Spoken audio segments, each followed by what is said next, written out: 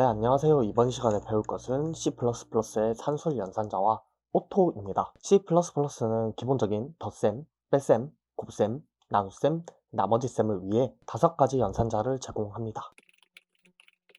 이러한 각각의 덧셈, 뺄셈, 곱셈, 나눗셈, 나머지 연산자는 연산의 대상으로 삼을 2개의 값을 필요로 합니다. 이를 P연산자라고 하는데 연산자와 P연산자가 결합되어 수식을 결정합니다. 가령 int형 a라는 변수에 3과 2를 더하게 된다면 이 3과 2가 P연산자가 되는 거고 더하기라는 산술 연산자에 의해서 그 결과값이 a에 대입되게 됩니다. 그래서 실제로도 출력을 해보면 3 더하기 2의 값인 5가 a에 들어가 있는 것을 확인할 수 있습니다.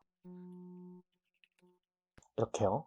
이 연산자에 대해서 다 아실 거라고 생각을 하지만 간단하게 설명을 해드리면 더하기 연산자는 2개의 비연산자의 합을 계산합니다.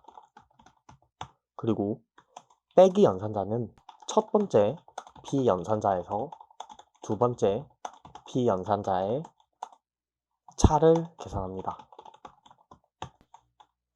곱하기 연산자 같은 경우에는 2개의 P연산자의 곱을 계산합니다. 나누기 연산자 같은 경우에는 첫 번째 P연산자에서 두 번째 P연산자를 나눕니다.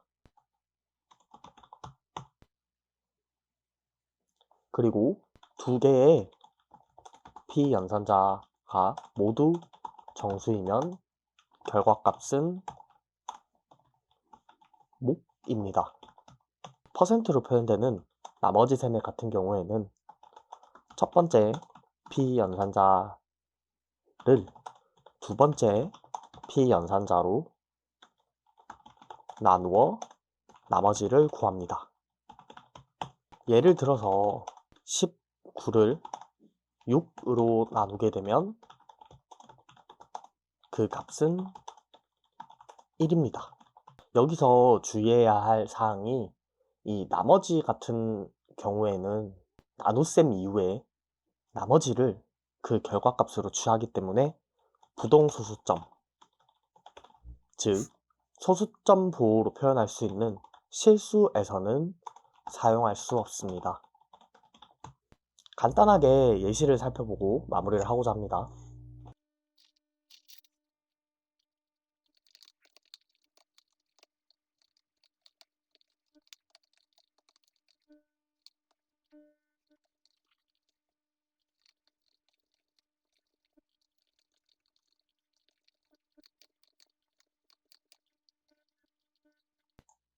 int a라는 변수에 10이라는 값을 초기화하고 int b라는 변수에 3이라는 값을 초기화해서 각각 덧셈, 뺄셈, 곱셈, 나눗셈, 나머지 셈을 한 결과는 아래와 같이 출력될 겁니다.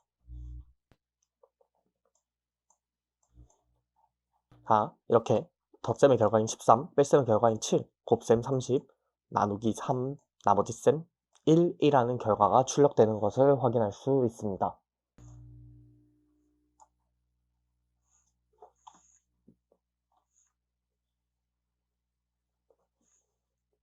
그러면 여기서 한 가지 들 수 있는 의문이 C++가 복잡한 산술 연산을 수행할 수 있을까입니다.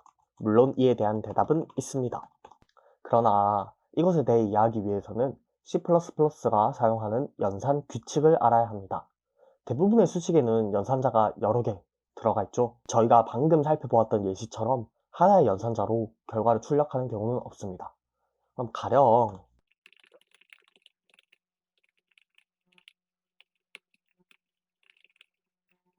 아래와 같은 수식이 있을 때 A는 10이고 B는 3이고 C는 5가 되는데 이 결과의 출력이 65가 될지 25가 될지 의문이 생길 수 있습니다. 그래서 C++는 기본적인 일반 대수학의 우선순위를 따릅니다. 이렇게 곱하기를 먼저 수행하고 그 이후에 더하기를 수행하게 됩니다.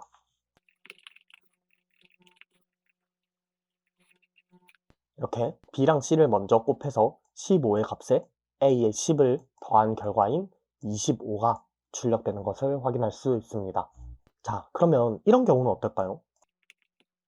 이렇게 일반적인 대수화학에서 나눗셈과 곱셈의 우선순위는 똑같기 때문에 A 나누기 B를 먼저 수행할지 B 곱하기 C를 먼저 수행할지 알 수 없습니다. C++에서는 C++에서 내부적으로 정의한 결합 방향 규칙을 따릅니다. 이 나눗셈 같은 경우에는 왼쪽에서의 오른쪽으로의 결합 방향 규칙을 가지고 있기 때문에 먼저 B 나누기 A를 실행하고 그 이후에 C를 곱하여서 연산을 수행하게 됩니다. 이후에 다른 연산자들도 본인만의 결합 규칙을 가지고 있으니 이런 부분은 혹시 외우시려고 하시지 말고 사용하게 될 기회가 있다면 검색을 통해서 지식을 보충하시길 바랍니다. 먼저 10 나누기 3을 수행해서 그 몫인 3에다가 5를 곱하여서 15라는 결과가 출력되는 것을 확인할 수 있습니다. 자, 여기서 나머지에 대해서 조금 보충할 사항이 남아 있는데 나머지 같은 경우에는 10 나누기 3을 실제로 수행을 하면은 3.33333이라는 결과가 나오게 될 텐데 그 소수점부를 버리고 몫을 취한 것을 확인할 수 있습니다. 나눗셈 연산자는 두 p 연산자가 모두 정수라면은 정수 나눗셈을 수행하고 소수점을 버립니다. 하지만 p 연산자의 둘 중 하나라도 부동소수점수, 즉 실수이라면 결과는 부동소수점 수가 됩니다.